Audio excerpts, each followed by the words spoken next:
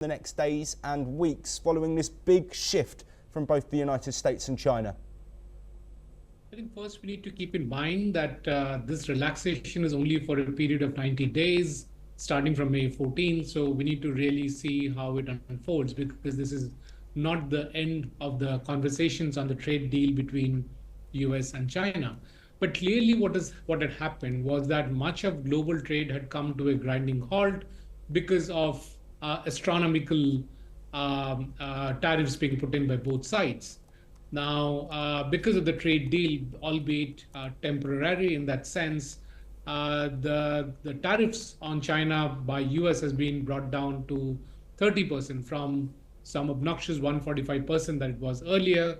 And similarly, China has reduced the tariffs on US to 10%, down from the 125% it had put in. In fact, China had come back and said, we will not increase the tariff any further from 125% because that's meaningless. At 125%, all trade stops, and therefore there's no need to increase the tariff. So what has really happened is that now we have started having the trade. Now, it's also a signal that things will go back to normal. Now, the point is that will it be a new normal, or will it be back to what it was before all this trade fracas started off?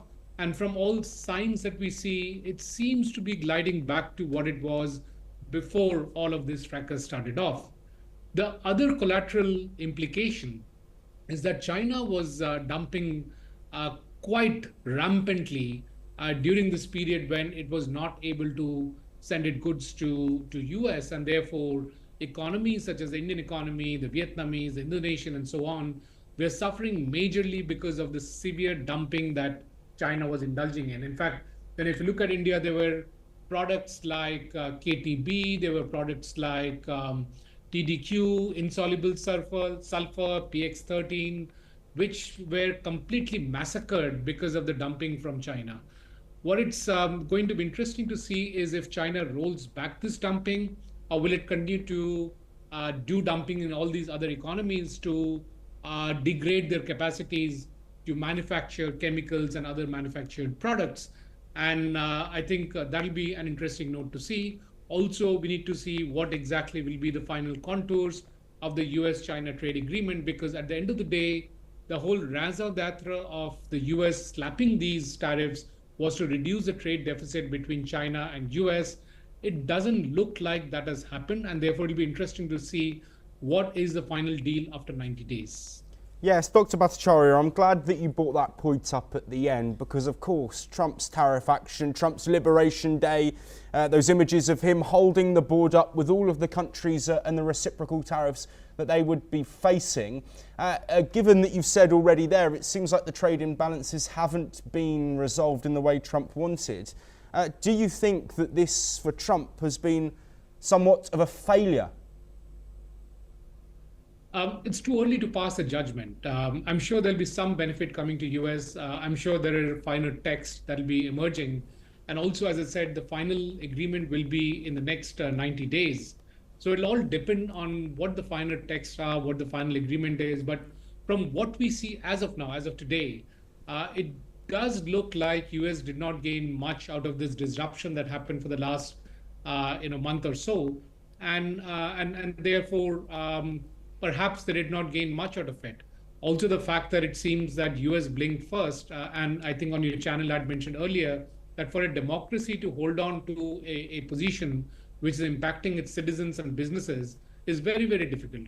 And therefore, predictably, the US blinked first as per all the media reports. And hence, the deal that one gets because of blinking first is always not as good as one is looking forward to. And therefore, there is a handicap that US is having in its negotiations with China. Absolutely. And Dr. Bhattacharya, to bring an end to our discussion, Donald Trump signalling that there may be a conversation with Chinese President Xi Jinping coming soon. What's the significance for the ongoing trade discussions and tensions, but also the wider geopolitical situation, given the fact that there have been tensions between China and the US? I think from the geopolitical perspective, China has identified US as its adversary. I think the vice versa position has also been taken. And that being one of the key drivers for US to withdraw out of Afghanistan under Trump 1 regime, as they wanted to focus their resources on what they said as one single adversary. So clearly they have entrenched positions. Clearly they see that they cannot establish their global hegemony in the presence of the other power. So therefore they are in a way locked in a conflict situation, while they still need to manage that the conflict does not lead to their domestic impact, or if I say degradation in that sense, because um, by disrupting the trade, it's impacting the producers in China for sure. They are in the brink, but it's also impacting the consumers in US because the shelves are going empty and the prices will very quickly start going up. And that's something that a democratic country cannot manage. And also from the jobs perspective in China, the whole deal with the Communist Party of China and its people was to ensure that there is prosperity. Such sudden reduction in prosperity would surely will surely hurt the Chinese Communist Party's position within China. Dr. Jayjat Bhattacharya, thank you very much for joining us on NewsX World once again. That is unfortunately all that we have time for, but we will continue to bring you all the latest